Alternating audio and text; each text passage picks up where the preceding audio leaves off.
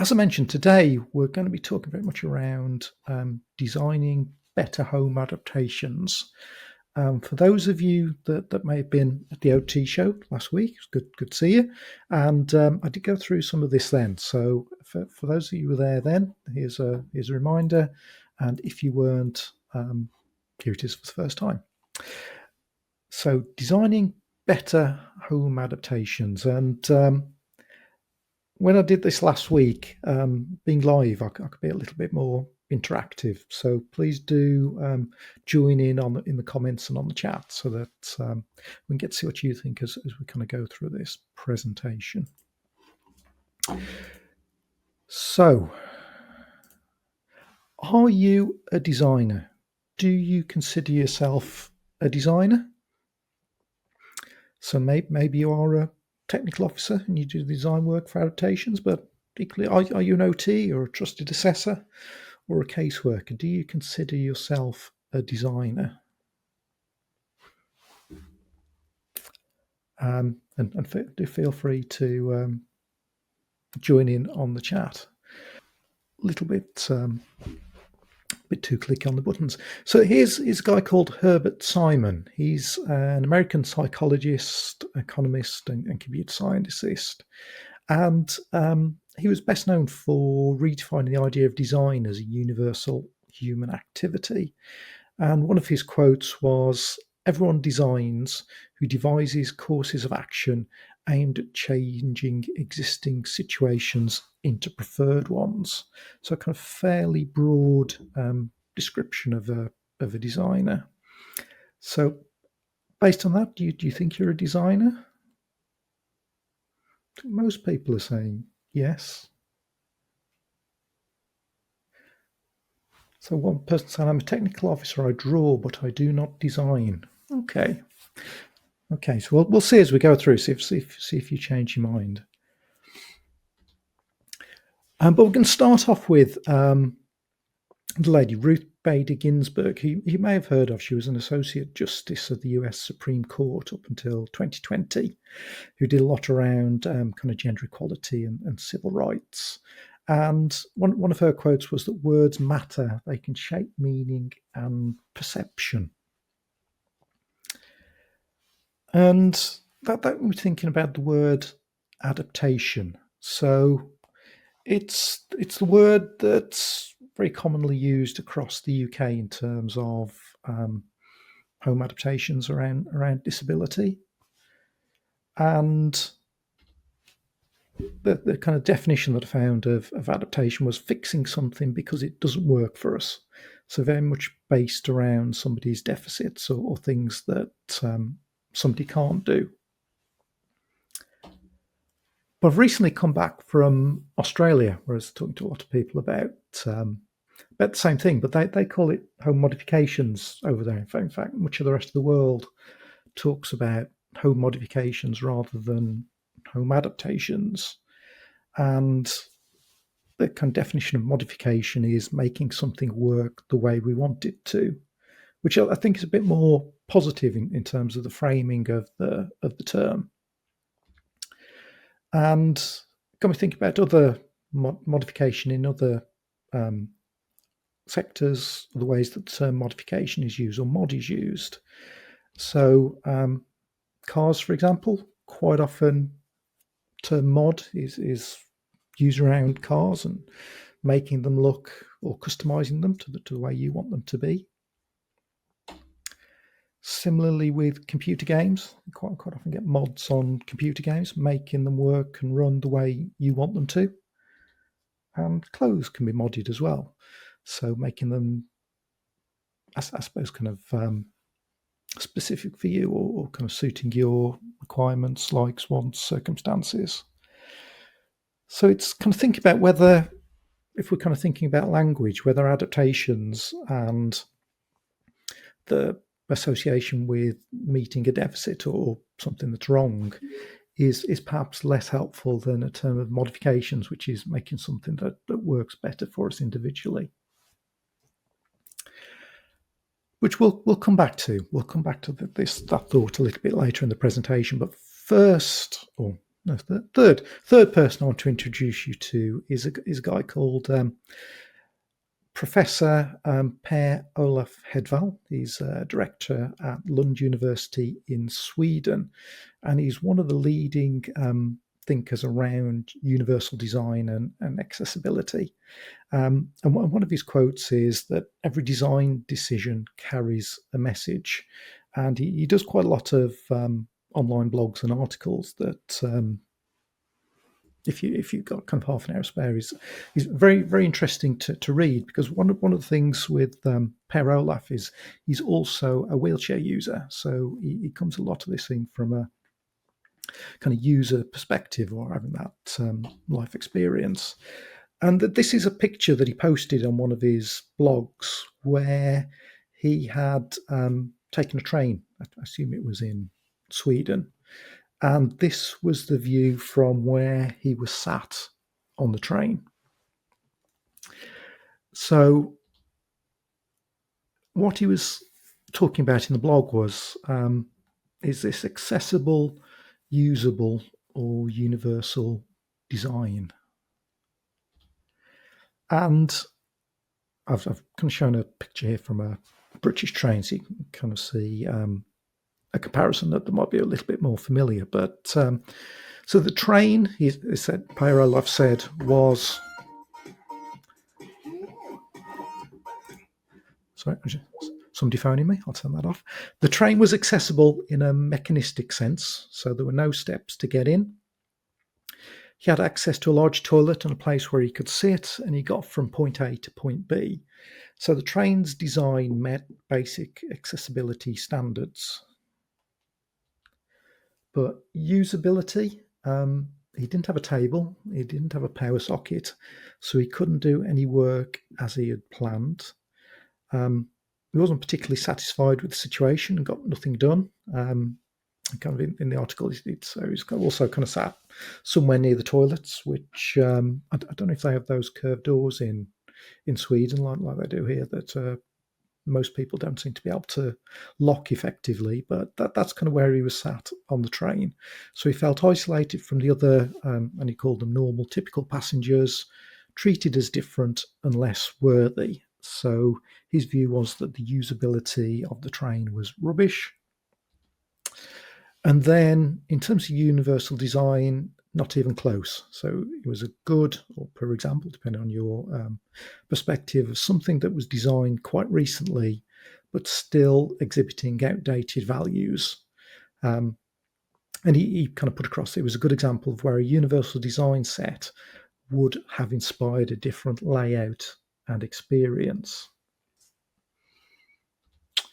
And this is the diagram that he shared in this blog. So you kind of build upon a core of accessibility.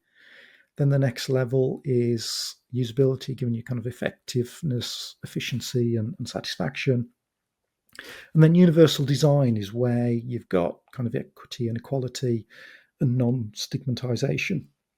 So I think one of the really good examples of universal design is probably supermarkets, where so you can get a trolley in, access is kind of perfectly flat, and you have automatic doors, which you have for the trolley, but equally for anybody with a pushchair or a wheelchair, it's also then really easy to get that access.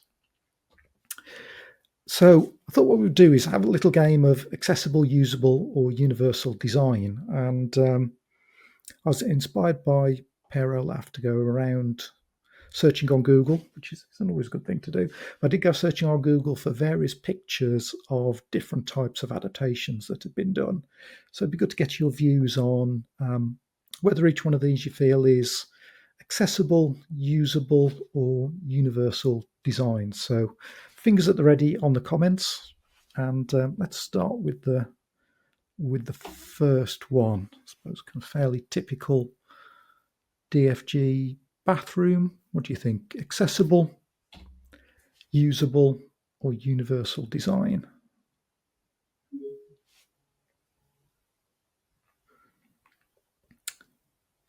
So just give a couple of moments for the messages to start coming through.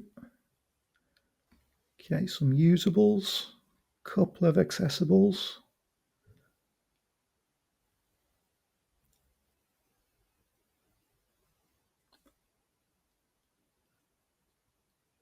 Kevin, that wasn't one of the options. Sure, a couple of people adding universal design. Okay, let's have a couple more then. See what you think of the next one. So here's another bathroom. What do we think of this one? If we're thinking about the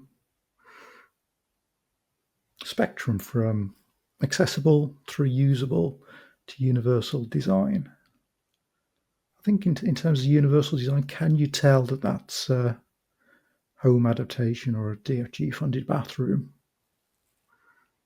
I noticed it was a square toilet as well. If anyone's ever had a square toilet, it's incredibly difficult to find a toilet seat. Um, and if you've ever come to the roadshow that we do in London, they have triangle toilets in the hotel, which I always kind of think must be almost impossible to find a replacement toilet seat for.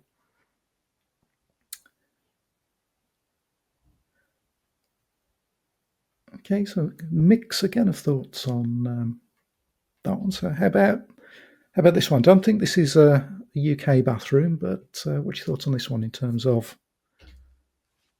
accessible, usable, or universal design? Interesting. Few more universals for this one. Interesting. So we do have some more pictures coming up a little bit later of bathrooms, but let's move on to some ramps then. What do you think of this one? Accessible, usable, or universal design?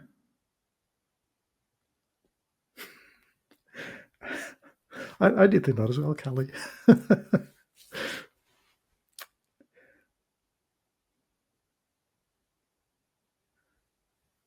Mostly accessible. I spent some time on Google, Kevin. That's where I found them. Okay, mostly accessible. What do you think of this one? Okay, I think we've moved from accessible to usable. A few universals in there as well. Yeah, a few more universals coming through now. And then final one, it's another kind of ramped access. Interesting. Some of these obviously weren't done through. I assume they weren't done through DFGs. I think you do get a little bit of a different perspective by looking at what can be done as kind of access or adaptations in other countries, other circumstances.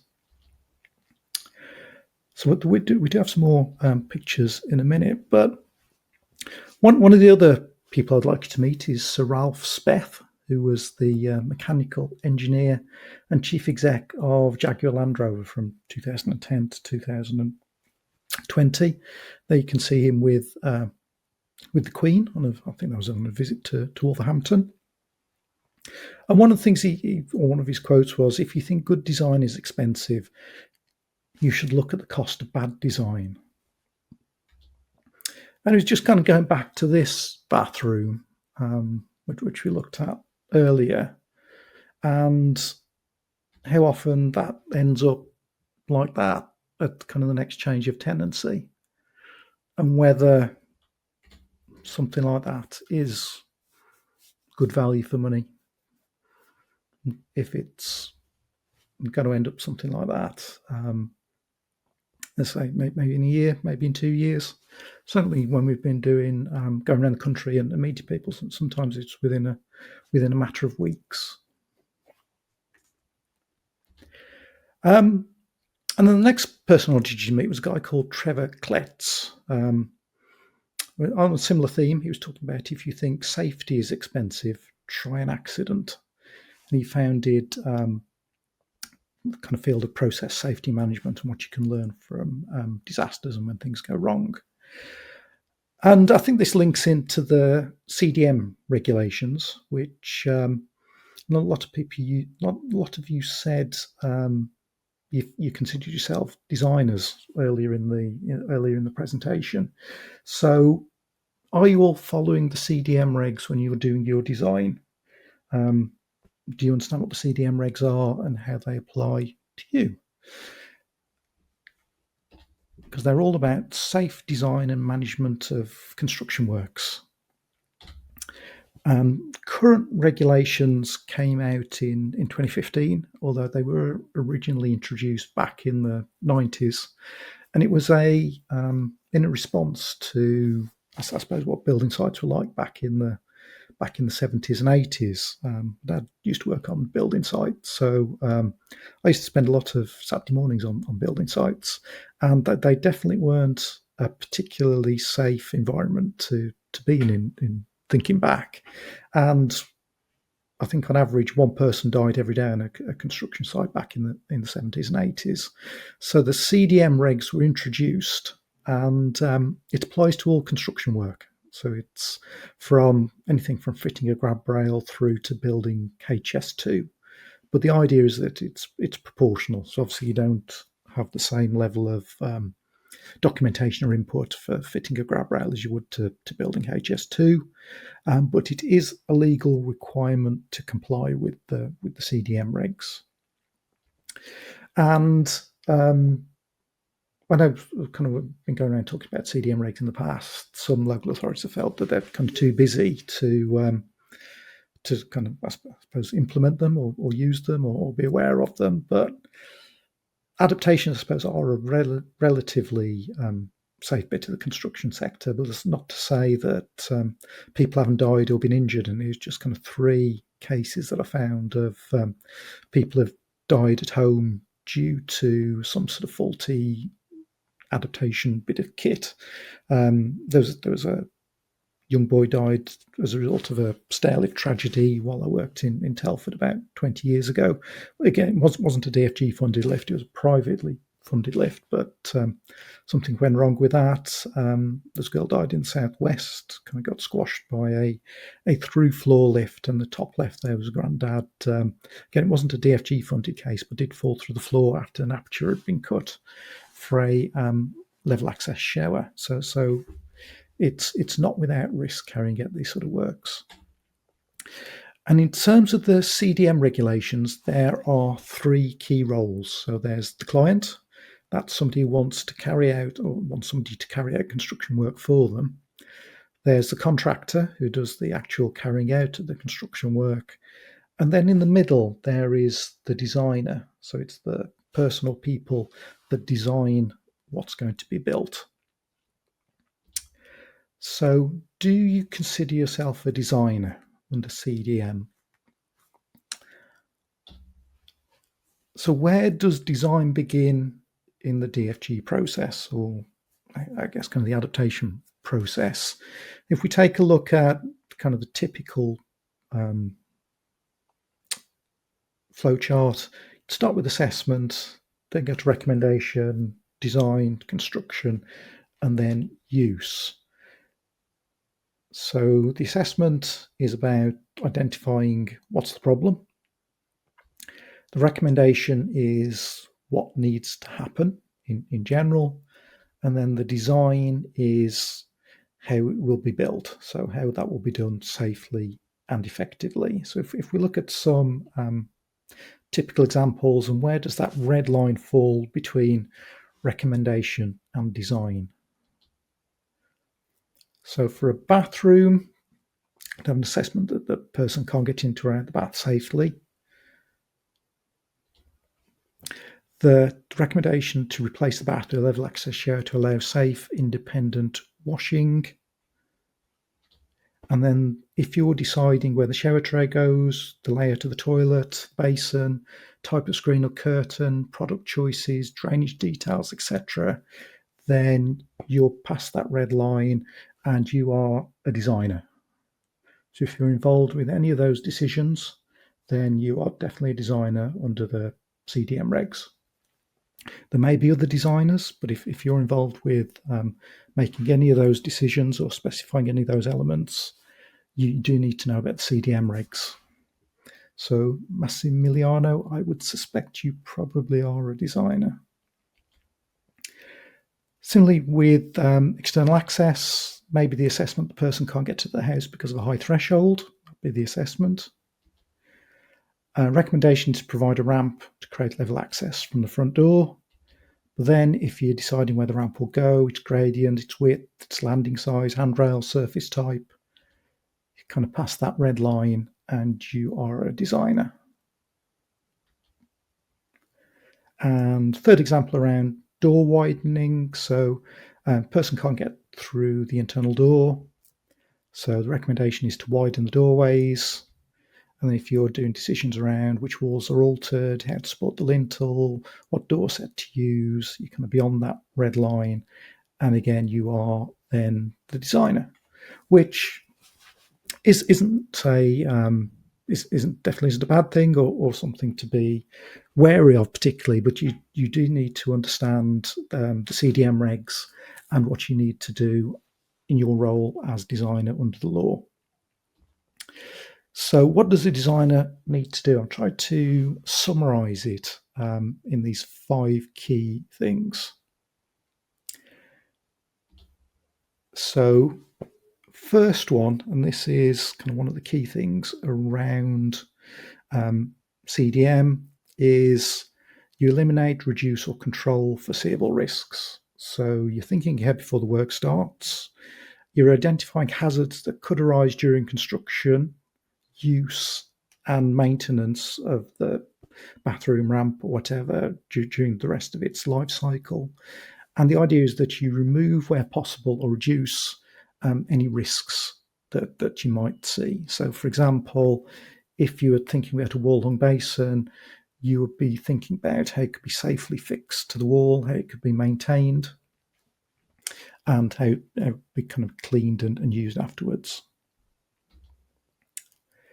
You would share key information. So one of the key requirements is that you share information with other people, other designers or the contractor. So you highlight design risks, special requirements, and add any notes so that information is passed on. So for example, if you're aware that the client has asthma and need protecting from dust, you would need to you should be adding a note about that as part of any documentation you prepare and share with others. Coordinating with others, so other surveyors, contractors, manufacturers, sharing any information so that everyone's aware.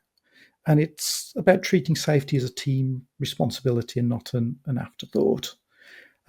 If there are several people involved in a design, maybe like an OT, manufacturer or supplier, then you would have a principal designer, which probably in most cases would be the kind of technical officer or surveyor who would coordinate all the information from other people involved in the design.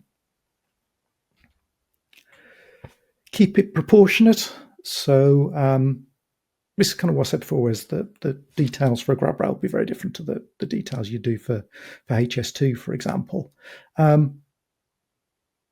But the more complex a project gets, then the kind of more coordination and detail you would provide. But it doesn't need to be war and peace. You just need to make sure that the appropriate information is detailed, shared, documented.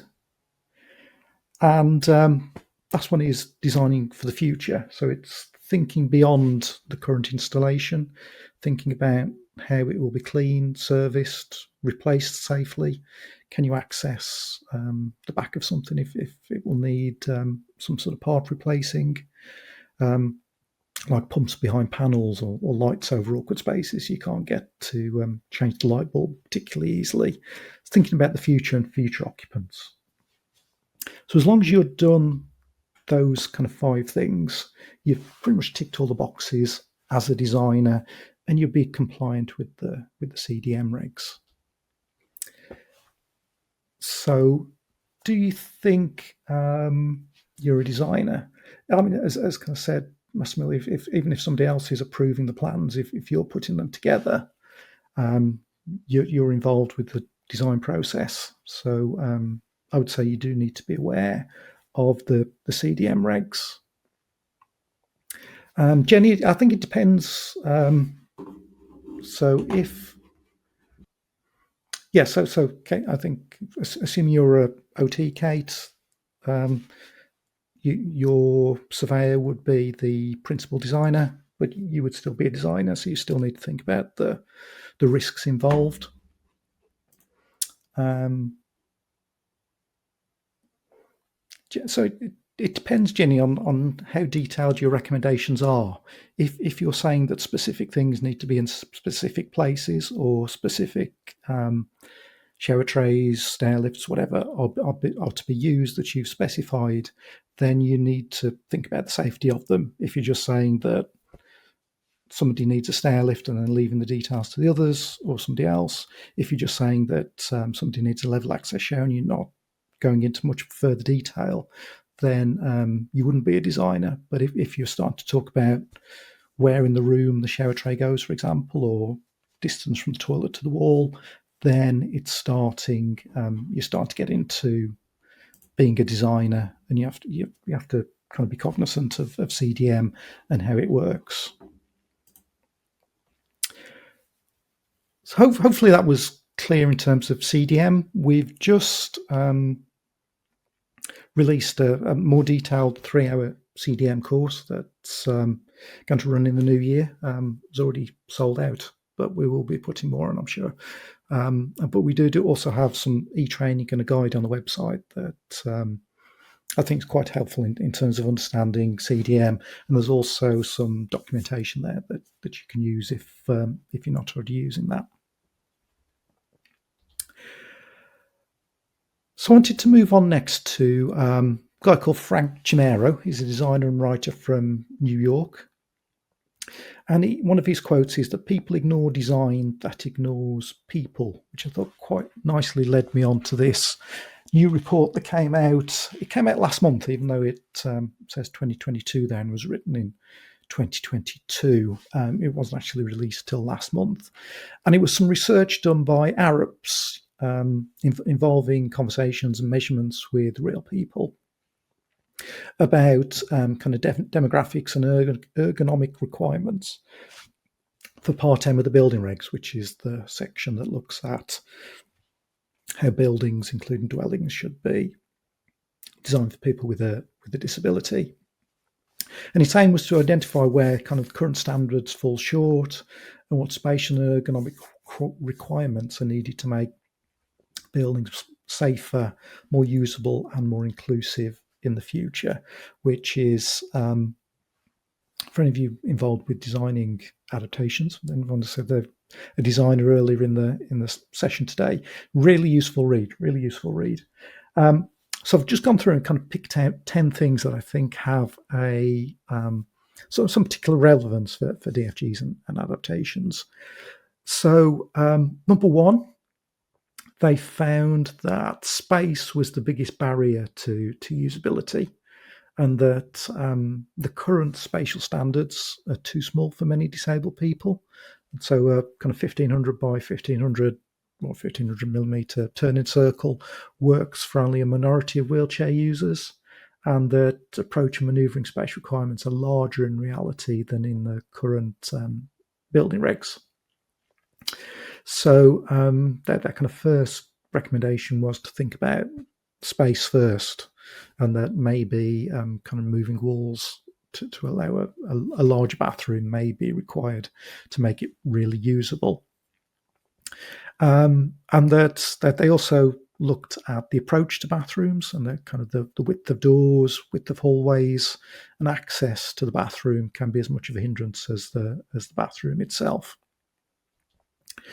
So I did say there was some more photos coming up, and again, I kind of went searching on Google for more photos, and I struggled to find some that really illustrated what it was saying in this Arab report. So these are for illustrative purposes only and aren't recommendations or necessarily good practice, but I think they kind of show some of the things that they were talking about in the Arabs report. But I would have liked some better photos. But this is what we got. This is what we got. So in terms of space, And you can see this one, that there's quite a lot of space in this particular bathroom. I wasn't entirely sure whether it was a real bathroom, looking at the way the walls and windows fit together, or whether this was kind of an AI or a render. But just kind of looking at the amount of space that goes around the bathroom in this particular case.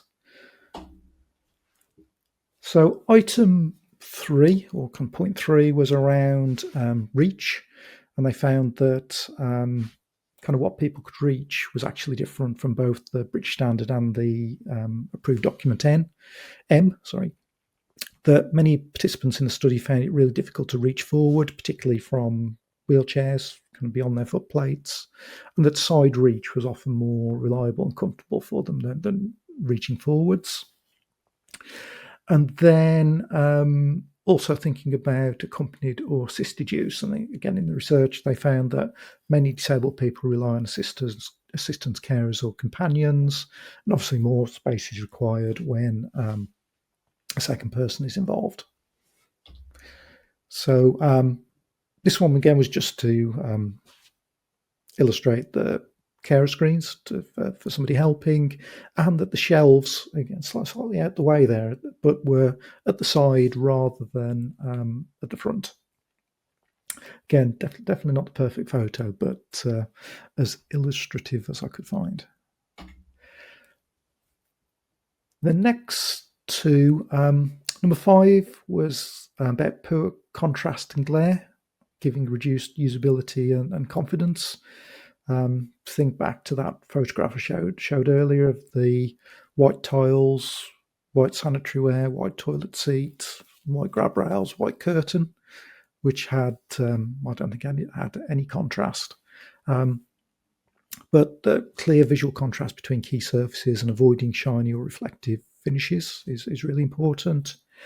And that comfort and ease can influence whether the space is actually used. So similar to what kind of Per Olaf was saying earlier, that something might be accessible, but is it actually usable?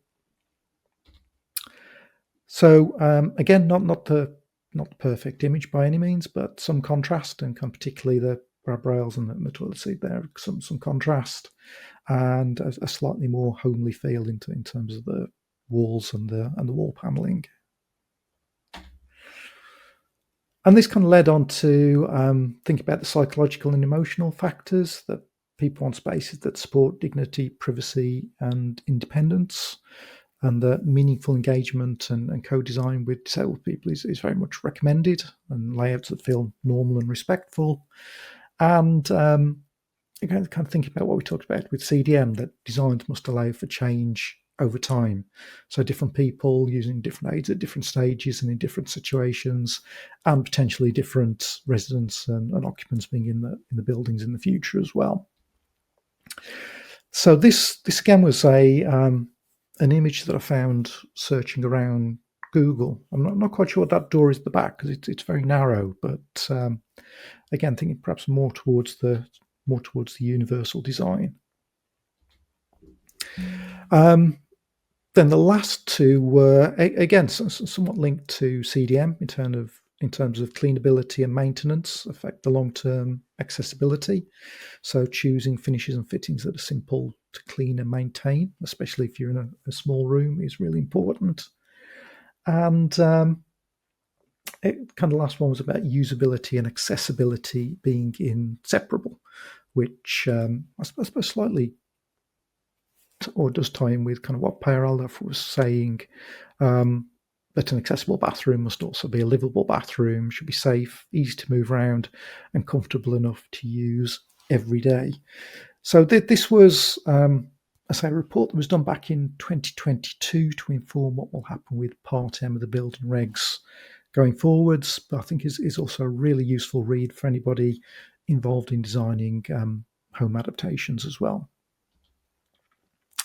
And there was a final bathroom, which again was I think very much towards the universal design end. But I think it's with these, not necessarily copying them per se, but perhaps using them as you would do a show home or Ideal Home magazine, to maybe be inspired by ways to do things with a little bit little bit more differently, a little bit more imagination in the future rather than the kind of white tiles, white showers, white grab rails that are often seen. So, next person I want to introduce you to, I've already introduced you to them, is Rachel Russell, and she gave me a somewhat longer quote than this, but to paraphrase, design is doing something with that element of intentionality about it. And Rachel did a PhD around kind of adaptations and design, and one of the things she developed as part of that was a professional reasoning tool that is, I suppose, it's kind of simplest form is kind of a checklist that helps you to think about whether a person can do a task safely, whether it supports dignity and independence, whether the layout makes life easier, and whether it will still work as needs change. And I think we've all seen adaptations that don't necessarily meet the standard, don't really work for the person. And then the idea behind the tool is that it helps us to think about not just a shower, but a shower that someone can use without help. Not just a ramp, but a ramp someone feels confident using. And not just equipment, but a home that feels like home. So we're going to do a little bit of work on developing this further, linking in some of the things we've talked about earlier today around CDM regs. And so that there's kind of a tool that either as OTs or technical officers or surveyors you can use to think through and document some of your thoughts around kind of safe and effective design of adaptations, and kind of capturing that detail that other people need to know that you need to share as part of that process. So the idea is it won't be just a form, it'll be a tool that will help us kind of design out any risks, make sure that the builder knows what they need to know as part of the construction process, think about things that will affect cleaning or maintenance into the future, and that support flexibility so that it's an adaptation that's there to improve the accessibility of the property in the long term and not potentially be ripped out at the next change of tenant or owner. So that'll be coming in the new year. But finally, one last person I want to introduce you to is a chap called David Kelly. And one of his quotes was, "If you can't draw it, you can't make it." And going back to the term modification or mod, we wanted to introduce you to a little chap called Moddy that we met when we were in Australia, and a way to communicate your ideas more easily. So here's little Moddy the Mole, and he's all about home adaptation drawings and how to make them simple.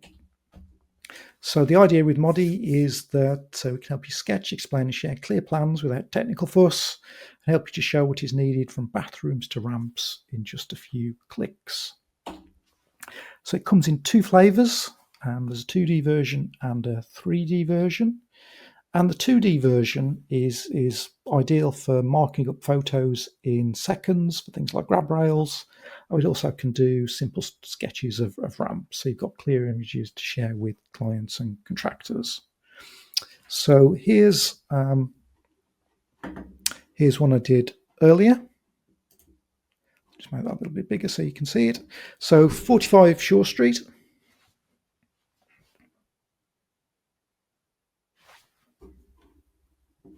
I think I pressed pause. I'm just going to move that on again. So 45 Shore Street, we'll create that as a project. There it is, click into it. So I'm going to upload a photo that I took of the toilet. There we go, there's the toilet in the corner of the bathroom. And I want to put a grab rail. I want a grab rail fixed on the wall. So I'll just do a quick sketch of the grab rail. So I want a white one. Let's make it 300 millimeters long. And then I want to show the dimension from the back wall. So let's pop that in there. 400 millimeters. And let's also put the distance from the floor so it's in exactly the right place. there we go, 650 millimeters from or 550 millimeters from the floor. Then I can download that image and either share it, put it into a report or whatever. So within a minute, I've got a nicely annotated picture of what I want to do with my toilet and grab rail. So here's another one. I wanted to do a very quick picture of a ramp.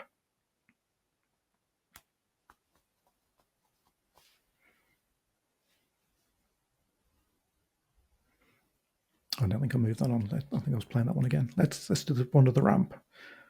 There we go, ramp lane. So here I want to just do a very quick annotation of a ramp that I want to send to a manufacturer. So go into the ramp section. Let's pick a standard ramp. I don't want that high, so let's trim that down to a 300 millimeter ramp. At the bottom there, I can see that based on a 3,000 meter or 3,000 millimeter distance, that's a 1 in 10. I can flip it around if I want it the other way. I can add some handrails in at the back and the front, and let's I don't want them 1,000. Let's have them 900 millimeters high instead. So I got very quickly designed, annotated picture of a ramp that again I can download and share with a manufacturer, contractor, or supplier. Now moving on to Modi 3D, which it's about creating layouts for bathrooms, ramps, and other spaces. So you can check turning circles, show options to clients and builders. And again, you can export the image for reports and case notes. So this is me doing a bathroom. So each of the big squares you can see on the paper is a meter. So that's a 2 meter by 2.5 meter bathroom. I'll bring in a door, make that a little bit narrower. So that's a 5 millimeter wide door, twizzle it round, pop it in the wall. Then let's add a toilet. Pop it in there. That's a little bit too wide, so let's just make that a 500 millimeter wide toilet. That's in place. Add in a basin, twizzle it round. Let's make it a little bit narrower as well. So let's make that 650 wide basin, pop it against the wall. And then let's see what it looks like with a bath. So let's pop the bath in there. I can grab the handles, quickly resize the bath the size I need. Let's have a look at that in 3D. So very quickly, quick 3D image of the bathroom.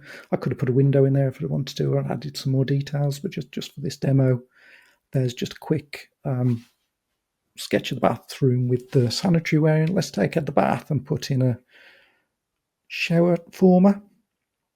I'm not a big fan of curtains. Let's have a glass panel in there. Let's put the shower control in. Again, twizzle it round, move it back to the wall. And how does that look? We're going to twizzle it around again. Got a fully annotated dimension sketch. I can turn those dimensions off individually again if I want to. Let's go back in, maybe add in an extra grab rail in the share area. Let's have a T rail. So let's go back into 2D. Pop it there, twizzle it around so it's against the wall. There we go. And then shall we also have a drop down rail? Let's pop that next to the toilet. That's currently a meter high. That's a little bit too high up the wall. So let's drop that down a bit lower. And let's have another look at that. So within 2 minutes, I've got a nice little design that can either export or show the client. So you can download that as an image, either in 2D or 3D. You can also do ramps and other bits and pieces with Modi, and there he is. He looks very happy with himself, doesn't he? So for people who want Modi 2D, so just to mark up photos and show simple home adaptations, it's $6.91 per user per month. And then for 3D, it's $12.34 per user per month. You can use it free for a week. You can cancel at any time. And if you would like quite a lot of users, then please do get in touch and we can work out a deal for you. So hope you like Modi. It went down very well at the OT show last week. We think it's quite a nice addition to what's available. And the developers are working on it all the time, so they're adding new features as we go. So modi.io.uk, you can see all the details, sign up for a free 7-day trial, give it a go. Hope you like it.